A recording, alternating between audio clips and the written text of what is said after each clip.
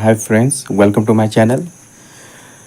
तो आज आपका जीके का आपका प्रैक्टिस सेट हो रहा है। जीके जीएस का प्रैक्टिस सेट चलेगा। तो चलिए शुरुआत करते हैं। तो चलिए पहला क्वेश्चन आपके स्क्रीन पे है रहा। तो चलिए इसका आंसर बताइए। भारतीय राष्ट्रीय कांग्रेस की स्थापना कब हुई थी? भारतीय राष्ट्रीय कांग्रेस की स्थापना कब हुई थी आपकी? जब बनाइए आप इसको। 1885 में हुआ था कि 1895 में हुआ था या 1865 में हुआ था या 1890 में हुआ था? तो इस क्वेश्चन का करेक्ट आंसर क्या हो जाएगा आपका? 1885 में। तब कांग्रेस की स्थापना कब हुआ था आपका? 1885 में हुआ था। अब कांग्रेस का जो प्रथम अधिवेशन जो हुआ था, कांग्रेस का प्रथम अधिवेशन कब हुआ था? 1885 में हुआ था। और किसके अध्यक्षता में हुआ था आपका? किसके अध्यक्षता में हुआ था? व्योमेश चंद्र बनर्जी के अध्यक्षता में हुआ था। व्योमेश चंद्र बनर्जी के अध्यक्षता में आपका प्रथम अधिवेशन हुआ था। व्योमेश चंद्र बनर्जी WC बनर्जी के अध्यक्षता में आपका प्रथम अधिवेशन हुआ था। और कांग्रेस का जो नामकरण है, कांग्रेस का नामकरण किसने किया था? ये दादा भाई नौरोजी ने किया था। और कांग्रेस का नामकरण किसने किया? दादा भाई नौरोजी ने किया था। कांग्रेस की स्थापना किसने किया था? तो कांग्रेस की स्थापना कब हुआ था आपका? 1884 में किया था। इसका नाम कुछ और था। तो किसने इसका स्थापना किया था? A.O. ह्यूम ने किया था। ये कहाँ के निवासी थे? ये ब्रिटेन के स्कॉटलैंड के निवासी थे। तो इसने 1884 में कांग्रेस की स्थापना किया। फिर यही नाम जो बदल करके जो है, ये नाम चेंज हो करके दादा भाई नौरोजी ने इसका नाम क्या कर दिया? कांग्रेस। और कांग्रेस की स्थापना कब किया गया? 28 दिसंबर 1885 में किया गया था। 1885 में कांग्रेस की स्थापना। और कांग्रेस का प्रथम अधिवेशन 1885 में हुआ था, बम्बई के गोकुलनाथ तेजपाल विश्वविद्यालय। प्रथम अधिवेशन कहाँ हुआ था आपके? बम्बई के गोकुलदास तेजपाल विश्वविद्यालय में हुआ था। गोकुलदास तेजपाल विश्वविद्यालय में हुआ था, प्रथम अधिवेशन हुआ था। अध्यक्षता किसने किया था? व्योमेश चंद्र बनर्जी ने किया था। और पूछा गया कांग्रेस के प्रथम मुस्लिम अध्यक्ष कौन थे? तो बदरुद्दीन तैयब जी थे। बदरुद्दीन तैयब जी थे। अब प्रथम अंग्रेज अध्यक्ष कौन थे? तो जॉर्ज यूल थे। अब पूछा जाए अंग्रेज कौन अंग्रेज अध्यक्ष थे? अंग्रेज थे जो कि 3 बार कांग्रेस के अध्यक्षता किया था। कौन थे? बैटरबन थे। कौन थे वो? बैटरबन, जिसने कांग्रेस का 3 बार अध्यक्षता किया। बैटरबन। तो बैटरबन ने जो कांग्रेस का 3 बार अध्यक्षता किया। बैटरबन ने जो 3 बार कांग्रेस का अध्यक्षता किया, ये अंग्रेज थे। अब पूछा जाएगा कांग्रेस का प्रथम महिला अध्यक्ष कौन थी? तो प्रथम महिला अध्यक्ष जो थी एनी बेसेंट थी, जो कि 1917 का कोलकाता अधिवेशन में अध्यक्षता किया था। जो 1917 के कोलकाता अधिवेशन में अध्यक्षता किया था। अब पूछा जाए प्रथम भारतीय महिला कांग्रेस का अध्यक्ष, वो तो महिला अध्यक्ष थी। और पूछा प्रथम भारतीय महिला कांग्रेस का अध्यक्ष कौन थी? तो कौन हो जाएगा? सरोजिनी नायडू, जिसने 1925 में कानपुर अधिवेशन में अध्यक्षता किया था। 1925 में कानपुर अधिवेशन में अध्यक्षता किया था सरोजिनी नायडू। और द्वितीय महिला हो जाएगा भारतीय, कौन हो जाएगा? नलिनी सेनगुप्ता। दूसरा कौन हो जाएगा? नलिनी सेनगुप्ता। तो ये सारे फैक्ट याद रखिएगा क्वेश्चन। और ये पूछा सबसे युवा अध्यक्ष कांग्रेस के कौन थे? तो अबुल कलाम आज़ाद थे। कौन थे? अबुल कलाम आज़ाद थे, सबसे युवा कांग्रेस के अध्यक्ष थे। और सबसे लंबे समय तक जो लगातार कांग्रेस की अध्यक्षता किया, कौन थे? अबुल कलाम आज़ाद ही थे। तो काफ़ी फैक्ट हैं, आपको बताया जाएगा। तो चलिए अब आते हैं क्वेश्चन नंबर दूसरे की तरफ। तो चलिए इसका आंसर बताइए। निम्नलिखित युगों में से सिंधु सभ्यता किस युग में पड़ती है? निम्नलिखित युगों में से सिंधु सभ्यता किस युग में पड़ती है? आपके ऐतिहासिक काल में पड़ती है, प्राग ऐतिहासिक काल में पड़ती है, या उत्तर ऐतिहासिक काल में पड़ती है, या आध ऐतिहासिक काल में पड़ती है? तो चलिए बताइए। तो आपने मेरा वीडियो देखा होगा पहले, तो आपको पता होगा कि इसका आंसर क्या होगा। तो इसका आंसर क्या हो जाएगा? Option number C. तो ये किसमें पड़ता आपका? आध ऐतिहासिक काल में पड़ता है। किसमें पड़ता आपका? आध ऐतिहासिक काल में। आपको बताया गया था कि सिंधु सभ्यता का जो है इसका लिखित साक्ष्य है, पर इसको जो पढ़ा नहीं जा सका है। तो जिस दिन इसको पढ़ लिया जाएगा तो ये आध ऐतिहासिक से क्या हो जाएगा? आपका ऐतिहासिक हो जाएगा। तो इसलिए सिंधु सभ्यता को क्या है? ये लिखित साक्ष्य, पर इसको पढ़ा नहीं जा सका है। और इसकी लिपि क्या थी? भाव चित्रात्मक लिपि थी सिंधु घाटी सभ्यता की। तो चलिए आते हैं अगले क्वेश्चन की तरफ। निम्नलिखित में से कौन सा आश्रम इंद्रियों पर संयम रखने और बौद्धिक विकास करने की शिक्षा देता है? निम्नलिखित में से कौन सा आश्रम इंद्रियों पर संयम रखने और बौद्धिक विकास करने की शिक्षा देता है? ब्रह्मचर्य आश्रम, गृहस्थ आश्रम, या वानप्रस्थ आश्रम, या संन्यास आश्रम? तो चलिए इसको बनाइए। तो कौन सा हो जाएगा आपका? ब्रह्मचर्य आश्रम। कौन सा हो जाएगा आपका? ब्रह्मचर्य आश्रम। ऑप्शन नंबर ए, इसका क्या हो जाएगा? ब्रह्मचर्य आश्रम हो जाएगा। और एक आपका पूछा जाए आश्रम की व्यवस्था जो है किस उपनिषद में है? तो कौन से उपनिषद में? आपका जाबालो उपनिषद में। जाबालो उपनिषद में। जाबालो उपनिषद में। जाबालो उपनिषद में। तो जाबालो उपनिषद में जो है 4 आश्रम की व्यवस्था किया गया है। जवालोपनिषद में जो है 4 आश्रम की बात की गई है। तो उसमें 4-4 भागों में बांट दिया गया। 0 से 25 साल को बांट बांट दिया गया आपका ब्रह्मचर्य जीवन में, और 25 से 50 को बांट दिया गया आपका गृहस्थ जीवन में, और 50 से 75 बांट दिया गया आपका वानप्रस्थ जीवन में, और 75 से 100 बांट दिया गया आपका सन्यास जीवन में। पर 0 से 25 जो ये शिक्षा प्राप्त करने का समय था, और 25 से 50 जो था गृहस्थ जीवन, ये जो था परिवार को आगे बढ़ाने का कार्य था, और 50 से 75 जो था ये वानप्रस्थ जीवन था, जो कि जो ब्रह्मचर्य थे उसको पढ़ाते थे ये वानप्रस्थ लोग वानप्रस्थ जीवन में। और 75 से 100 जो था ये पूर्णतः धार्मिक बन करके जो है मृत्यु का इंतजार करते थे 75 से 100। तो 4 आश्रम को बांटा गया था, और 21 उपनिषद में बताया गया था जाबलोपनिषद में। अब आते हैं अगले क्वेश्चन की तरफ। भारतीय संविधान में मूल अधिकारों का वर्णन किस भाग में किया गया है? मूल अधिकार मतलब क्या हो गया आपका? Fundamental rights. Fundamental rights. अब फंडामेंटल राइट्स आपका किस देश से लिया गया आपका? तो आपका कहाँ से लिया गया आपका? यूएसए से, अमेरिका से लिया गया, यूनाइटेड स्टेट्स अमेरिका से लिया गया है। तो यूनाइटेड स्टेट्स ऑफ अमेरिका से लिया गया आपका, यूएसए से लिया गया, मतलब अमेरिका से आपका लिया गया है मौलिक अधिकार मतलब फंडामेंटल राइट्स। तो ये किस में आपका? भाग 3 में। तो ये किस में आपका? भाग 3 में। और कितना कितना आर्टिकल में आपका? तो आपका आर्टिकल 12 से 35। तो आर्टिकल आपका 12 से 35 में आपका मौलिक अधिकार है, जिसमें 14 से 18 क्या हो गया?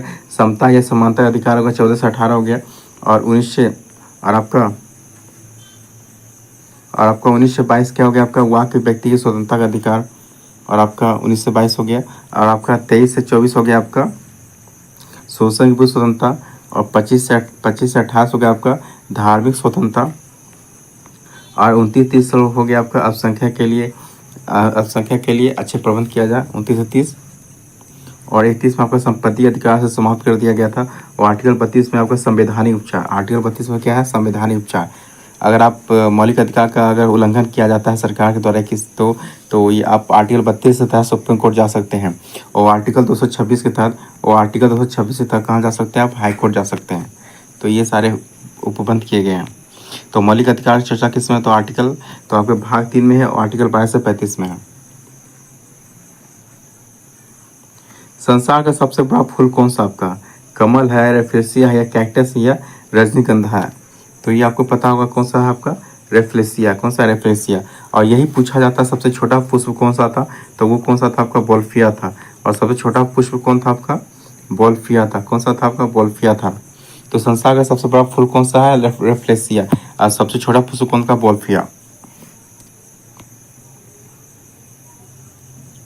दिल्ली के किस सुल्तान को उसकी उदारता के कारण लाख बख्श पुकारा जाता है? लाख बख्श मतलब लाखों का दानी किसे कहा जाता है? कुतुबुद्दीन ऐबक को, इल्तुतमिश को, या गयासुद्दीन तुगलक को, या अलाउद्दीन खिलजी को? तो आपको पता होगा इसका आंसर क्या होगा आपका? कुतुबुद्दीन ऐबक। कुतुबुद्दीन ऐबक को क्या कहा जाता है आपका? लाख बख्श मतलब लाखों का दानी कहा जाता है। और कुतुबुद्दीन ऐबक को क्या कहा जाता है आपका? कुरान ख्वाह। क्या कहा जाता है? कुरान ख्वाह, मतलब क्योंकि इसने कुरान को पूरा याद कर लिया था, इसको क्या कहा जाता है? कुरान ख्वाह कहा जाता है। और आपका 2.5 दिन का झोपड़ा जो अजमेर में है, जो कि पहले संस्कृत विश्वविद्यालय था, तो उसको हटा करके जो एक अजमेर में जो 2.5 दिन का झोपड़ा जो मस्जिद का निर्माण किया, किसने किया था? कुतुबुद्दीन ऐबक ने किया था। और कुतुबुद्दीन ऐबक जो था किसका गुलाम था आपका? कुतुबुद्दीन ऐबक जो था किसका गुलाम था? मोहम्मद गौरी का गुलाम था। किसका गुलाम था आपका? मोहम्मद गौरी का गुलाम था। कुतुबुद्दीन ऐबक ने जो 1206 में जो है गुलाम वंश की स्थापना किया, जिसको कि मामलू वंश कहा जाता है या दास वंश कहा जाता है, 1206 में। और 1210 में जो है कुतुबुद्दीन ऐबक की मृत्यु हो गई थी। चौगान खेलते हुए हो गई थी 1210 में। तो ये सब याद रखिएगा। भारत में राष्ट्रीय आय का संकलन कौन करता है? मतलब संकलन कौन करता है? योजना आयोग करता है, या वित्त आयोग करता है, या भारतीय सांख्यिकी संस्थान करता है, या केंद्रीय सांख्यिकी संस्थान करता है? तो इसका आंसर आपका क्या हो जाएगा? बनाइए इसको। तो इसका आंसर क्या हो जाएगा आपका? केंद्रीय सांख्यिकी संस्थान, मतलब एनएसओ हो जाएगा आपका। NSO, national statistics organisation. National statistics organisation जो है भारतीय राष्ट्रीय आय का संकलन करता है। इस क्वेश्चन का आंसर क्या? Option number D. आते हैं अगले क्वेश्चन की तरफ। चमगादड़ निम्नलिखित किस कारण से अंधेरे में उड़ सकता है? वे अंधेरे में वस्तुओं को देख सकते हैं इस कारण, या उनकी टांग कमजोर होती है और भूमि पर भक्षी उन पर आक्रमण कर सकते हैं, या वे रोशनी की कौंध उत्पन्न करते हैं, या वे प्राश्रव ध्वनि उत्पन्न करते हैं? तो आपको पता होगा इसका आंसर क्या हो जाएगा आपका? Option number D. तो चमगादड़ निम्नलिखित किस कारण से अंधेरे में उड़ सकते हैं? तो वे प्राश्रव ध्वनि उत्पन्न करते हैं। और इसी ध्वनि के के द्वारा जो होते हैं। तो प्राशब्द ध्वनिक तरंगे उत्पन्न करने से। आते क्वेश्चन नंबर 9 की तरफ। किस देश में कुल क्षेत्रफल का सर्वाधिक प्रतिशत वनाच्छादित है? गुयाना है, या जापान में, या इंडोनेशिया में, सूरीनाम में? तो इस क्वेश्चन का आंसर क्या हो जाएगा आपका? सूरीनाम। और सूरीनाम हो जाएगा। तो सूरीनाम किस आपका महाद्वीप में है? तो ये आपका साउथ अमेरिका में। कहाँ आपका? तो ये साउथ अमेरिका में सूरीनाम जो है कंट्री है। आते हैं क्वेश्चन नंबर 10 की तरफ। भारत के संविधान का ढांचा तैयार करने के लिए संघीय व्यवस्था की योजना किस देश से ली गई है? मतलब संघीय व्यवस्था किस देश से लिया गया है? तो भारत के संविधान का ढांचा तैयार करने के लिए संघीय व्यवस्था की योजना, तो संघीय व्यवस्था कहाँ से लिया गया आपका? ये कनाडा से लिया गया। संघीय व्यवस्था कहाँ से लिया गया आपका? कनाडा से लिया गया। संघीय व्यवस्था कहाँ से लिया गया आपका? कनाडा से लिया गया। और कनाडा से क्या क्या लिया गया? कनाडा से लिया गया आपका राज्यपाल का पद जो है कनाडा से लिया गया। राज्यपाल का जो पद है ये भी कनाडा से लिया गया है। और संघीय व्यवस्था कहाँ से लिया गया आपका? कनाडा से लिया गया। और राज्यपाल का पद भी जो है आपका कनाडा से लिया गया।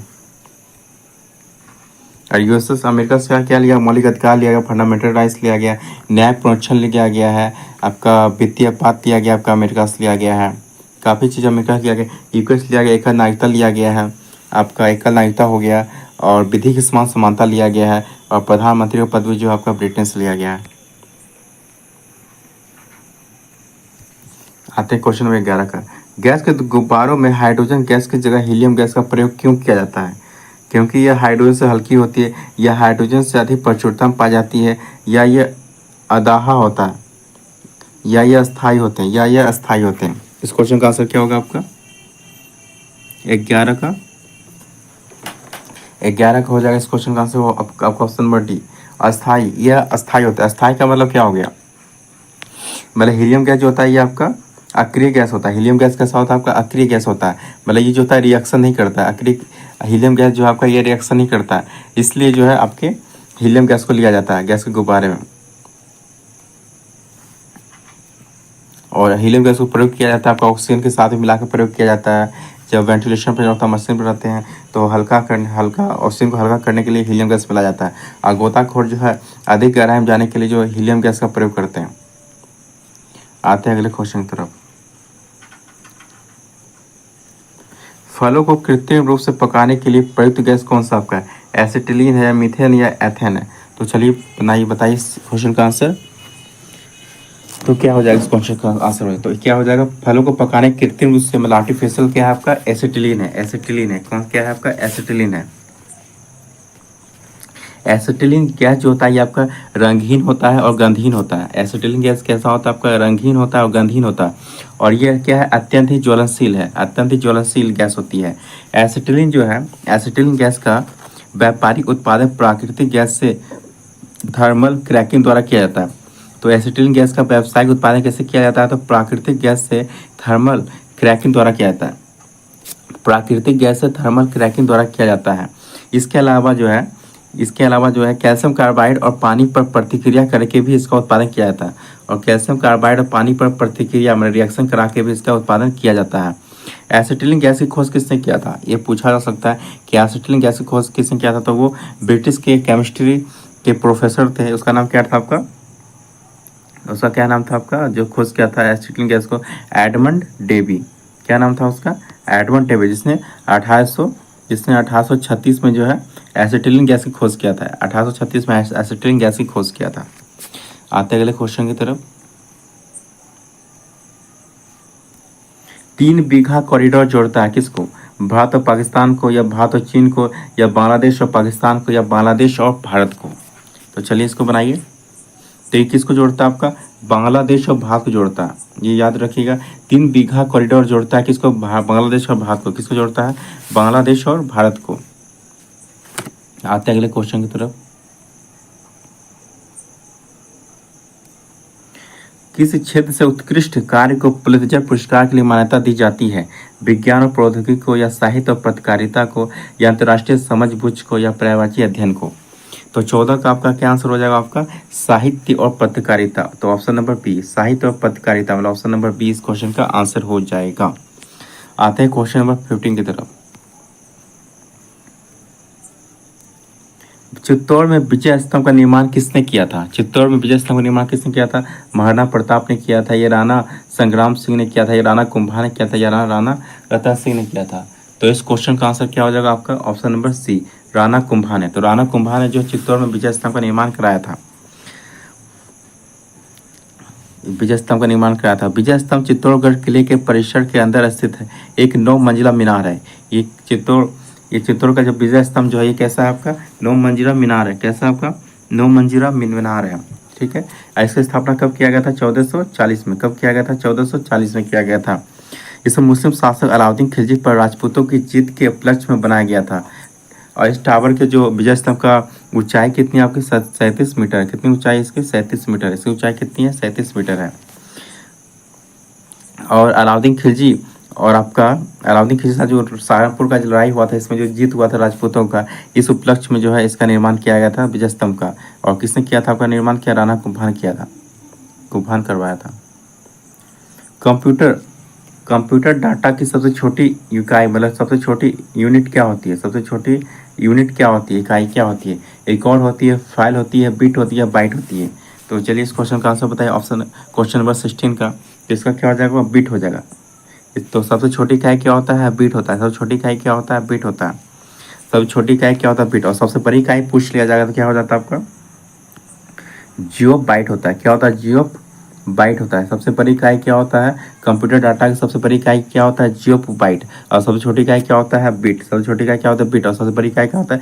जियो बाइट होता है। जियो बाइट होता है, जो कंप्यूटर मेमोरी में डेटा को संग्रहित करने के लिए उपयोग किया जाता है। आते हैं क्वेश्चन नंबर 17 की तरफ। भारत की तट रेखा की लंबाई कितनी है? 5500 किलोमीटर, 6500 किलोमीटर, या 7500 किलोमीटर, या 8400 किलोमीटर? तो इसका आंसर क्या हो जाएगा आपका? तो ऑप्शन नंबर सी, 7500 किलोमीटर। ये आपका एग्जैक्ट नहीं है, अगर एग्जैक्ट पूछ लिया जाएगा तो कितना हो जाएगा आपका?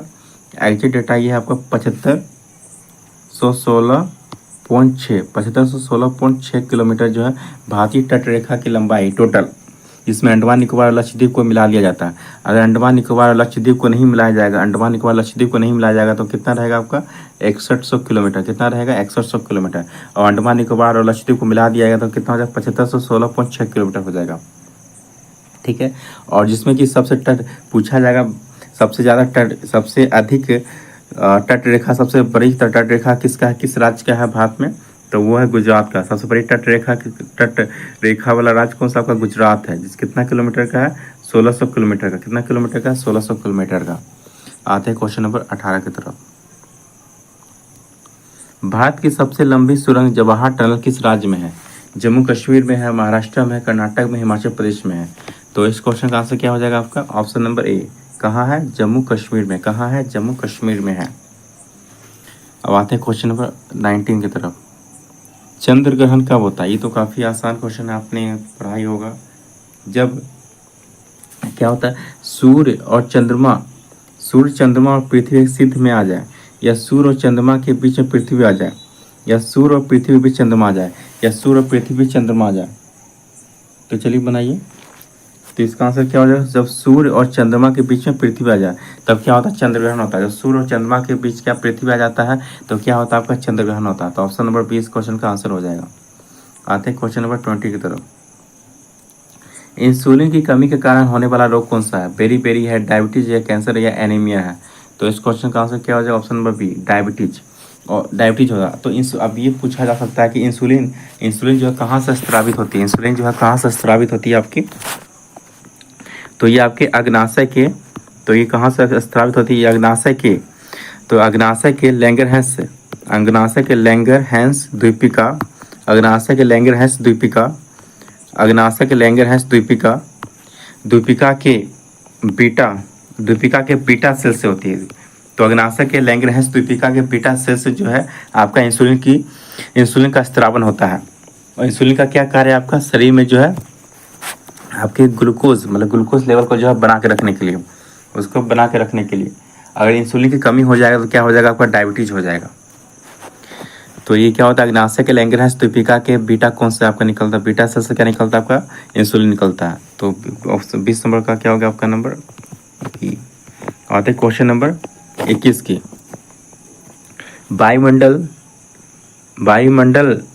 में वायु में ऑक्सीजन का प्रतिशत कितना है, वायुमंडल में जो ऑक्सीजन का प्रतिशत कितना है, 25% है, 35%, 21% या 10% है। तो इस क्वेश्चन का आंसर क्या हो जाएगा आपका ऑप्शन नंबर सी। तो वायुमंडल में ऑक्सीजन का कितना प्रतिशत है, वायुमंडल में ऑक्सीजन का प्रतिशत कितना आपका 21% है।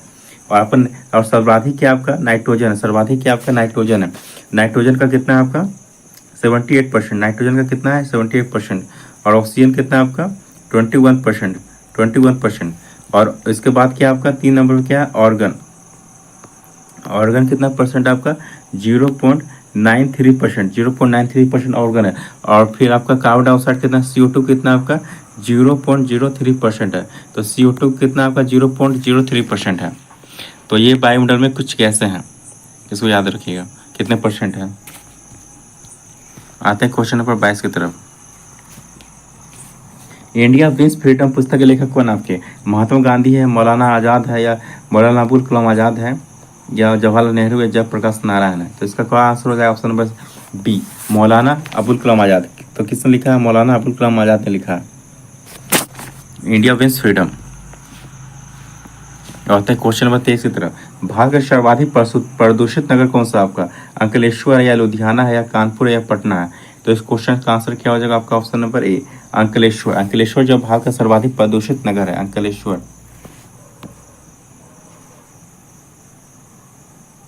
ये थोड़ा सा डेटा इसको थोड़ा रीचेक करके आपको कमेंट में डाल दिया जाएगा कि थोड़ा सा ये पुराना डेटा लग रहा है, इसको नया अपडेट करके आपको बता दिया जाएगा।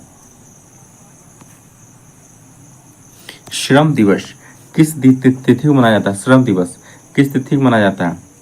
तो 1 मई को, 4 मई को, 8 मई को, 9 मई को। तो श्रम दिवस कब मनाया था 1 मई को। तो श्रम दिवस को क्या कहा जाता है आपका मजदूर दिवस कहा जाता है। क्या कहा जाता है, मजदूर दिवस कब मनाया था आपका 1 मई को। आते क्वेश्चन नंबर 15 की तरफ, 25 की तरफ। अमीर खुसरो का नाम जोड़ा जाता है किससे, सितार के आविष्कार से, स्रोत के आविष्कार से, या तबला के आविष्कार से, या शहनाई के आविष्कार से। तो क्वेश्चन नंबर 25 का आंसर क्या हो जाएगा आपका सितार के आविष्कार से। सितार के आविष्कार से जो अमीर खुसरो का नाम जोड़ा जाता है, अमीर खुसरो नाम जो सितार के आविष्कार से जोड़ा जाता है। अब ये पूछा जाए अमीर खुसरो का जन्म कब हुआ था, ये आपको पूछा जा चुका है बीपीएससी एग्जाम में कि अमीर खुसरो जन्म कहाँ हुआ था। तो याद रखिए पहले अमीर खुसरो जन्म कब हुआ था आपका 1253 ईस्वी में हुआ था। 1253 ईस्वी में अमीर खुसरो का जन्म हुआ था।